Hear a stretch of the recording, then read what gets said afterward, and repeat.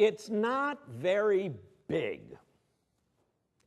It averages 50 miles in length and 37 miles in width. It lies only 7 miles off the coast of Venezuela, and it rests securely on the continental shelf of South America. But culturally, it's far more connected to the Caribbean. It is Trinidad, the larger and more populous of the two major islands that make up the Republic of Trinidad and Tobago. While the nation itself is only about 50 years old, its history stretches way back to a time thousands of years ago when South American natives made the journey across the Gulf of Paria in dugout canoes and settled its shores.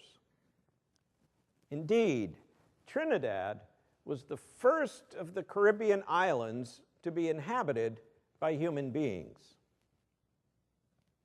In time, the great colonial powers of Europe occupied and controlled Trinidad, reducing the native population of Arawaks and Caribs to a tiny fraction of the population. Many were slaughtered, others died from diseases brought in with the colonials.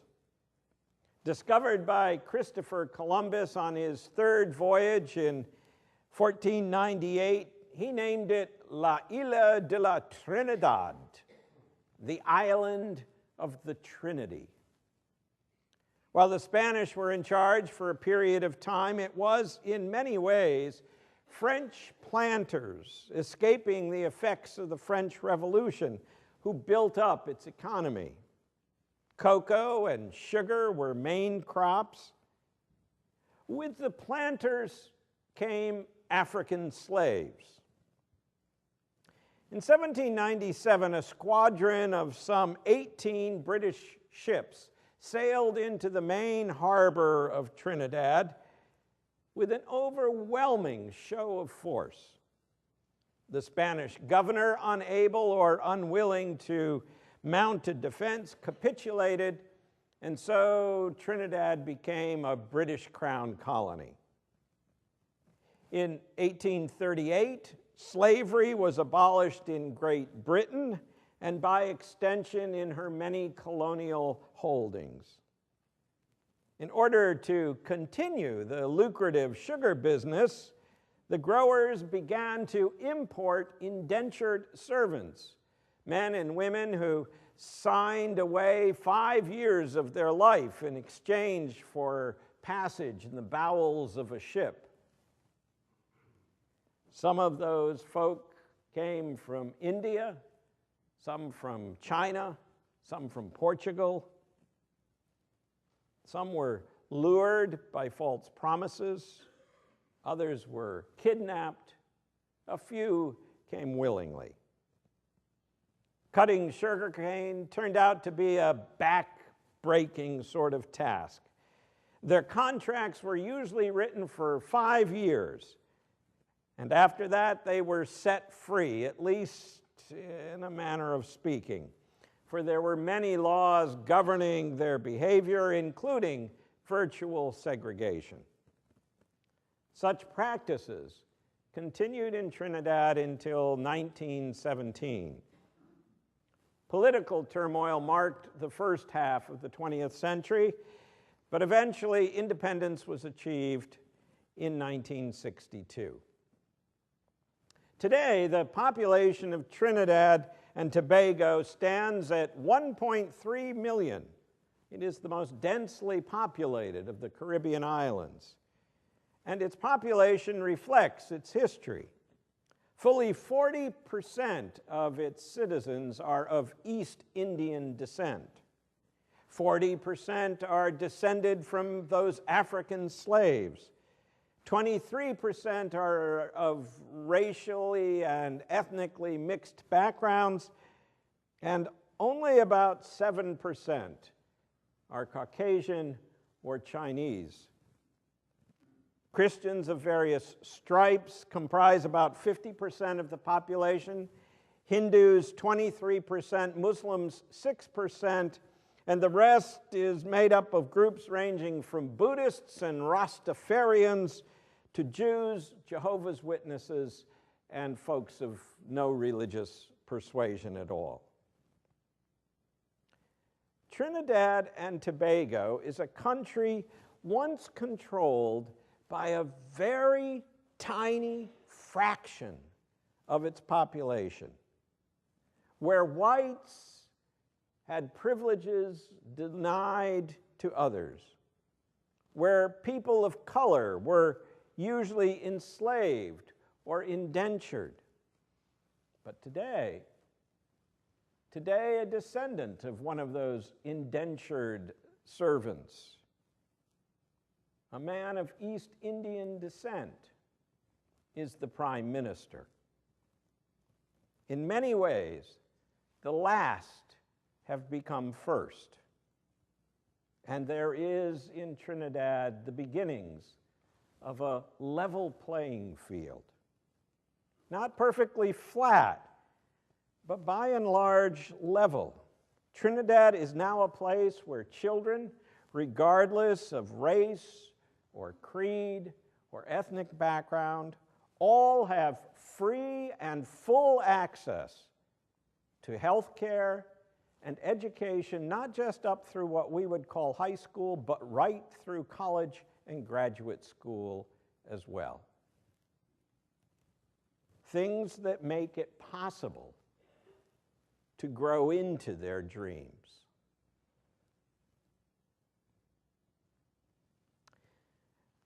Our reading from the Gospel of Matthew is bracketed by one of the most famous sayings of Jesus. You didn't hear the first iteration of it. That comes in the last verses of chapter 19. But you did hear it the second time.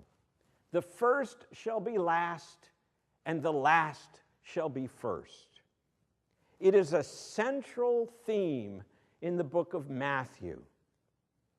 The parable itself is a rather unsettling story for many of us. It tells of agricultural workers, migrant workers, day laborers, hired at various times over the course of the day. As the sun sets, they're lined up by the foreman to be paid. The last hired will be paid first, and the first hired are to be paid last. And they are all paid exactly the same amount. They are all paid a denarius, regardless of how long they have worked. They are all paid what would have been a standard day's pay back then, a living wage. It hardly seems fair to many of us that those who've worked in the vineyard for hours and hours and hours are paid the same as those who are hired at the last minute.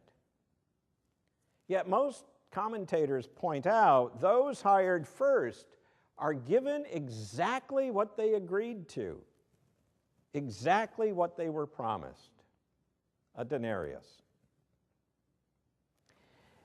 Over the years, as I've thought about this really upsetting story, if you're a workaholic like me, as I've thought about it, I've realized one thing the story doesn't tell us is why the laborers were chosen to work who were chosen first, and why those who are chosen last aren't chosen until the last minute.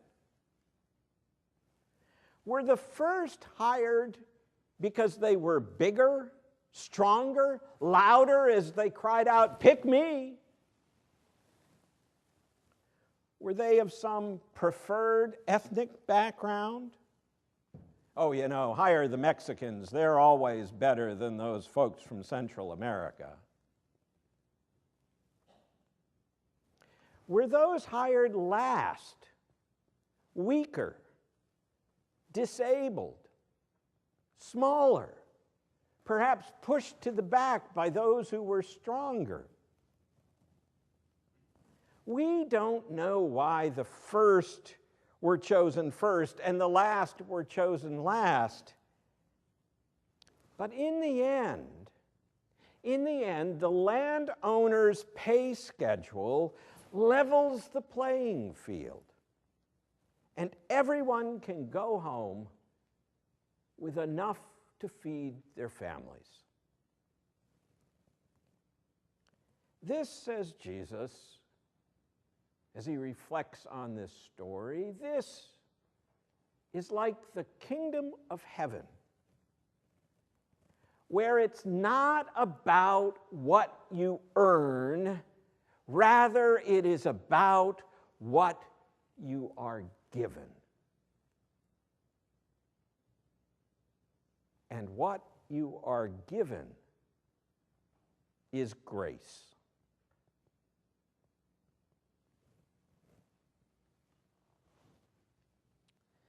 Last year, when this Trinidad adventure first began, I was looking for a way to express my gratitude for all that I have been given. For I have been given so very much in this life. A great vocation that I absolutely love, a wife who I can't begin to thank for all the ways she enriches my life, a wonderful family, financial security, good health, and the list goes on and on. I was reaching my 60th birthday, and I wanted to celebrate with something more than cake and ice cream. So I planned a bike trip, 60 miles a day for 3 consecutive days, a ride from Fort Lauderdale to Key West. And before taking it off, I decided I would ask folks to support the effort by contributing funds to purchase wheelchairs, 60 of them, one for each year of my life. At $100 a chair, that would be $6,000. I assumed that would be doable. I called it Wheels for Wheels, or 60 for 60. In the end, as most of you know, we raised far more than that. Through the co-sponsorship of this congregation and my Rotary Club here on the island, as well as many other generous friends and family members, we ended up raising $22,000. Enough not for 60 chairs, but for 220 of them. 110 of them have been shipped to Guatemala, and the others went to Trinidad. Last week, I traveled to Trinidad to assist in distributing some of those chairs. I was joined by my 13-year-old grandson, Zach, and 2 fellow Rotarians. We were hosted by the Rotary Club of Felicity and Charlieville. Isn't that a great name for a town, Felicity? And they lived up to it in every possible way. It's a small club, only 15 members. But over the last few years, those 15 folk have been responsible for distributing hundreds of wheelchairs, over 4,000 of them at this point, not just on Trinidad, but throughout the Southern Caribbean. And what they are doing by helping to pass out those wheelchairs is they're leveling the playing field. One wheelchair, one person at a time. The wheelchairs are manufactured in China and delivered in container loads of 110. They're ordered based on sizes ranging from 12 inches for very small children to 20 inches wide or more for large adults. We gathered at a local school for the distribution. It has a covered parking area where cars can pull right in, making it much easier for recipients and their caregivers. The chairs were brought to the school on 2 flatbed trucks. Grandson Zach and another young man, a nephew of one of the local Rotarians, were responsible for unloading them and taking them out of their cardboard cartons. They then did the final assembly work, putting on footrests and a protective strap. All the recipients were pre-screened by the club, assuring no one was scamming the system. And indeed, as we met the 25 folks given chairs on that day, it was very clear there was no scamming going on. These were folks with real need, economically and physically. One young man, Lorenzo by name, had been injured at the age of 3 in a car accident and rendered unable to walk. Due to his lack of mobility, he was unable to pursue a job as a young adult. With the chair, he'll be able to make his way into life literally lifted up. A young girl, 13 or so, was back for a second chair. She'd received her first 3 years ago, but she had outgrown it. If she didn't have a new chair, her ability to attend school would be greatly hampered. Her first chair, just 12 inches wide, was exchanged for a second one, 14 inches. She'll be able to be in school. John was a tall and very dignified man, a little older than myself, of African descent. He'd been injured late in his career in an industrial accident. His ability to enjoy his family, to live a richer, fuller life, was now enhanced by his chair. His dignity was restored. Yet another recipient was also back for his second chair. He lives where the roads are especially rough, and some of the roads made even New England roads in winter look tame. His first chair had taken a real beating. The rubber tires were nearly torn to shreds. His new chair will allow him once again to have freedom of movement. And his old chair, the club will cannibalize it for parts. Very near the end of our time distributing chairs, a man most likely in his late 60s, early 70s, pulled up with his wife in the passenger seat. When he opened her door, it became very clear that she was an amputee, with her legs missing from the knee down. More than likely, we were told, due to diabetes. To move her from car to chair, her husband needed to use a wooden bench. "Did you make that?" I asked.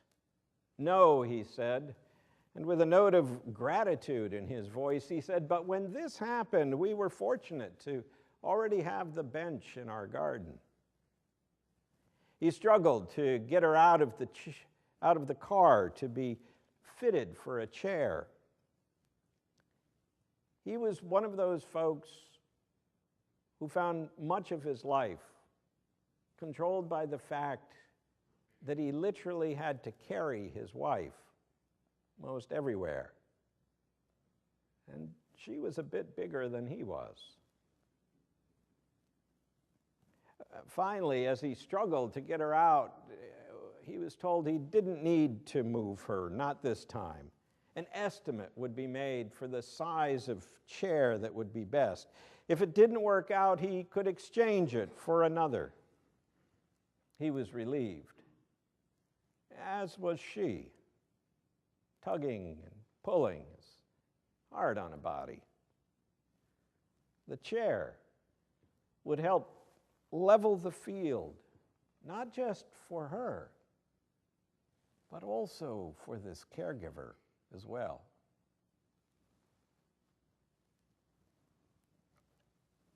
There is no charge for the recipients of wheelchairs. And while there is screening to ascertain need, there are no age requirements, no requirements of race or religious background. Hindus, Christians, Muslims, and atheists alike are given their chairs, young and old if they need them, black, brown, white. For, you see, Jesus might say, in the end, this is like the kingdom of heaven, where it's not about what you earn. It's about what you're given. And what you are given is grace. The grace of a level field. Amen.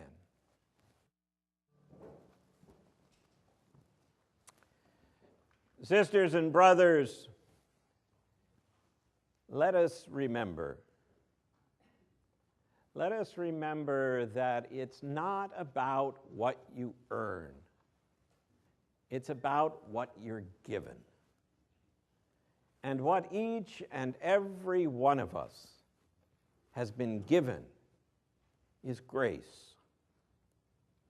And our task is to take the grace we have been given and to share it with others, to work for that day when there truly is a level field, when all our sisters and brothers have the opportunities that many of us here have had. Might you remember as well that our God has given you not only grace, but abundant love. Love so great that, like that gentleman in Trinidad, should you need to be carried, God will be there to lift you up. Go in grace. Amen.